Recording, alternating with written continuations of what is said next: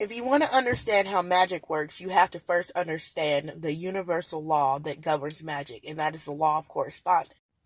Now, the law of correspondence essentially means, and you've heard this phrase before, as above, so below. And all that's pretty much saying is everything that's happening on higher planes is also being mirrored down on the planes just right under it. Now, we have several different planes, but the main ones that people mostly know is the physical plane, which we're on, is the etheric plane, the astral plane. You also have the mental plane, you have an emotional plane, you have the plane of elements, but you also have the plane of spirit.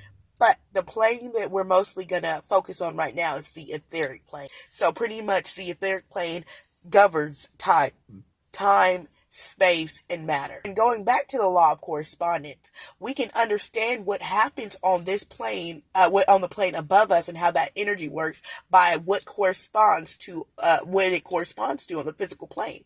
So everything has a correspondence. You yourself have a correspondence. So when you can understand that and you can start to study the relationships between the things on the earth, then you can see how it corresponds and relates to the things on the plane above it.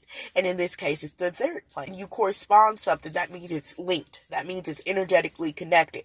So if you can maneuver something that is correspondent to something on the etheric plane, then it is energetically connected. That means that once you maneuver it here on the physical plane, it's going to be maneuvered there on the etheric plane. And we know that in order for things to manifest here on the physical, it has to first take place in the etheric realm. When you're mixing certain herbs together and you're adding the fire element to it, and you might add some water, and then you got the smoke and the intentions into the fire, and you're sending it up to the ancestors, and you're letting that energy go out to the universe. Yeah, that's a physical movement you're doing. That's a physical practice, but it's also taking shape and form on the etheric plane. And eventually that energy that you just maneuvered from the physical and translated into the etheric is going to then mirror itself back down. That changing is going to mirror itself back down to the physical realm. You can liken this to your image. If you look into the mirror and you don't like what you see, you're not going to go start punching the glass in the mirror and rearranging your reflection, trying to change what you see. You're going to go out and you're going to do something to this physical body. And then once you do whatever you think you need to do to your physical body, you're going to then go back and you're going to look at your reflection and you're going to be pleased with what you see.